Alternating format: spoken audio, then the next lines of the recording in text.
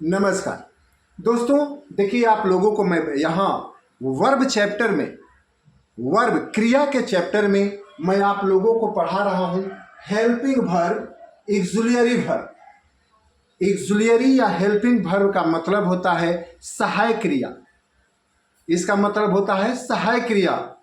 इसका डिफिनेशन है the verb that helps main verb to make a complete sense is called auxiliary या helping verb. वह क्रिया जो मेन वर्ब को एक पूर्ण अर्थ देने में मदद करता है उसे सहायक क्रिया कहते हैं।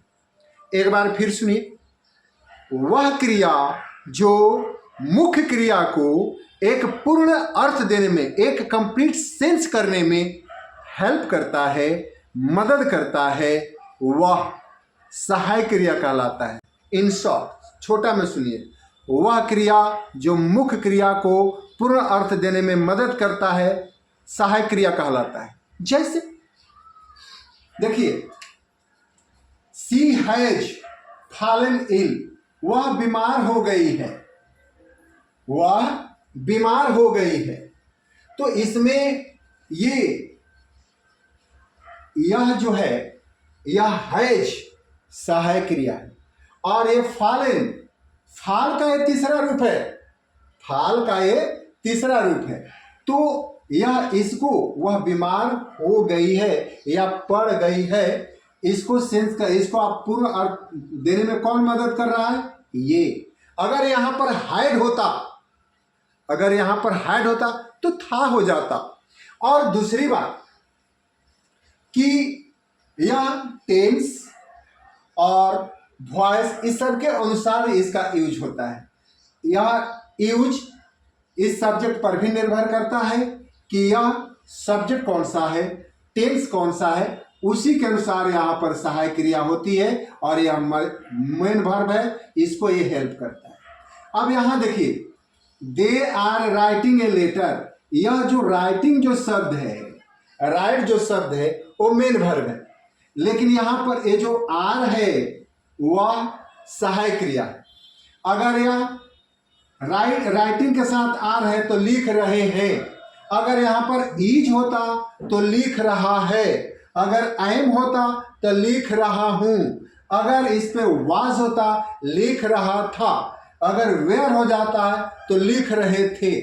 तो यह जो हेल्पिंग वर्ब है, इस मेन वर्ब को एक पूर्ण अर्थ देने में मदद करता है। अब आइए, अब हम लोग जाने आगे में हमने ये बताया है कि देयर आर 3 सब काइंड ऑफ ऑक्सिलियरी वर्ब। सहायक क्रिया के भी 3 गो उपभेद होता है। ध्यान दीजिएगा, सहायक क्रिया मतलब ऑक्सिलियरी वर्ब का भी 3 गो उपभेद होता है, सब काइंड होता है। लिखा भी हूं मैं, देयर आर 3 सब kind of auxiliary verb. Auxiliary verb के 3 गो सब काइंड होते हैं। पहला, प्राइमरी ऑक्सिलियरी वर्ब। प्राइमरी माने प्राथमिक सहायक क्रियाएं। इसमें द हेल्पिंग वर्ब, देखिए मैंने क्या लिखा, द हेल्पिंग वर्ब वह सहायक क्रिया, दैट माने जो, helps main verb to make tense, question, negative and voice is called primary auxiliary verb. वह सहायक क्रिया जो मुख्य क्रिया को टेंस, क्वेश्चन, निगेटिव और वॉइस बनाने में मदद करता है, उसे प्राइमरी ऑक्सिलियरी वर्ब कहते हैं। एक चीज जान लीजिए, टेंस को फॉर्म करने में सहायक क्रिया का बहुत बड़ी मदद होती है, और यह डिसाइड करता है कि वह किस टेंस में। जैसे कि हमने यहां पर बताया आप लोगों को, हैज, सी के अनुसार हैज है, यह प्रेजेंट टेंस में है। अगर यहां पर हैड लिख दिया जाए तो यह पास्ट हो जाएगा। यहां पर आर है, अगर यहां पर वेयर कर दिया जाए तो यह पास्ट हो जाएगा। तो यह टेंस बनाने में। दूसरी बात, क्वेश्चन बनाने में, अगर इसको क्वेश्चन हम लोग बनाएंगे तो ऐसे बनाएंगे, हैज सी फॉलन इल, क्या वह बीमार है, क्या वह बीमार है। इसके बाद are they writing a letter, letter. तो ये देखिए यह एक्सुलियरी, यह जो है सहायक क्रिया जब सब्जेक्ट से पहले आ जाती है तो वह निगेटिव हो, सॉरी वह जो है इंट्रोगेटिव सेंटेंस हो जाता है। तो यह जो अभी आप लोग समझ गए होंगे कि प्राइमरी जो एक्सुलियरी वर्ब है वह मेन वर्ब को टेंस बनाने में, नेगेटिव सेंटेंस करने में, क्वेश्चन करने में या पैसिव वॉइस करने में यह मदद करता है। अब आज देखिए, अब इसके भी 3 गो काइंड्स होते हैं भाई। ये प्राइमरी के 3 गो काइंड होता है। कौन कौन होता है? तो टू बी, यह एक परिवार का नाम है भाई। टू बी, बी माने होना, बी का मतलब होता है होना, बनना। तो यह जो है ना इस कुल खानदान में यह एक फैमिली है। इस फैमिली के मेंबर कौन कौन है? देखिए इज है, आर है, एम है, वाज है, वेयर है। कितने हैं? 5। Is, are, am, was, were, 5 होते हैं। यह जो है बी, बीइंग, बीन, यह 3 को हमने कोष्ट में लिखा है। क्यों? क्योंकि भैया नॉन फिनाइट है, नॉन फिनाइट है। अब फिनाइट, नॉन फिनाइट है इसका मतलब कि कोई फिनाइट भी होता है। नॉन फिनाइट का मतलब कि कोई फिनाइट भी होता है। तो देखिए फिनाइट और नॉन फिनाइट क्या है?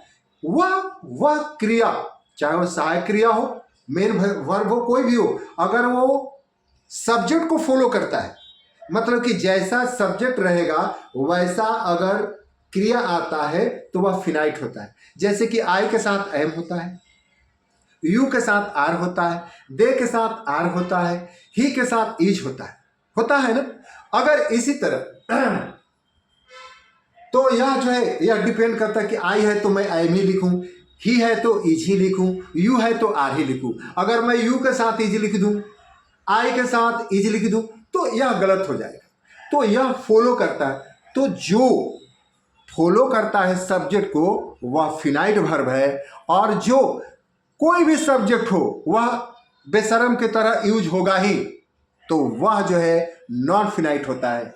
जैसे कि देखिए बी, बीइंग, बीन, यह ऐसा है कि सभी सब्जेक्ट के साथ चलता है, इसलिए हमने इन लोगों को थोड़ा अलग रखा है, नॉन फिनाइट, ऐसे इसको गिन सकते हैं। अब दूसरा फैमिली का नाम है टू डू। डू माने करना। अगर यह 3 को जो चीज डू, डज, डिड, यह 3 को शब्द का यूज सहायक क्रिया में होता है ना। सिंपल प्रेजेंट में डू, डज का होता है और सिंपल पास्ट में डिड का होता है। डन का और डूइंग का यूज नहीं होता है। तो हम लोग सहायक क्रिया के रूप में डू, डज, डिड ये। और इसके बाद तीसरा फैमिली का नाम है टू हैव। टू हैव, अब इस फैमिली के मेंबर हैं हैज, हैव, हैड, ये 3। तो इस तरह जो है प्राइमरी एक्सुलियरी के यह 3 गो सब काइंड होता है। तीनों काइंड में कौन कौन से फैमिली है आप लोग जान गए। और यह बात इतना ही तक खत्म नहीं हो जाती। एक चीज जान लीजिए, अगर वर्ब को ये जितने भी सब लिखे हुए हमने, अगर इनका यूज पढ़ लिया जाए तो पूरी ग्रामर पूरी हो जाती है। अगर आपको यहाँ से अगर हम पूरी तरह से इज का कहाँ यूज होता है, एम का, आर का, वाज का, वेयर का, डू का, डज का, डिड का, हैज, हैव, हैड, अगर इनका यूज पूरी तरह से पढ़ा दिया जाए तो भी आपका ग्रामर पूरा हो जाता है। तो आइए, उम्मीद है कि आप लोगों को यह समझ में आ गई होगी। If you get any problem you must inform me and I must reply. Thank you, धन्यवाद।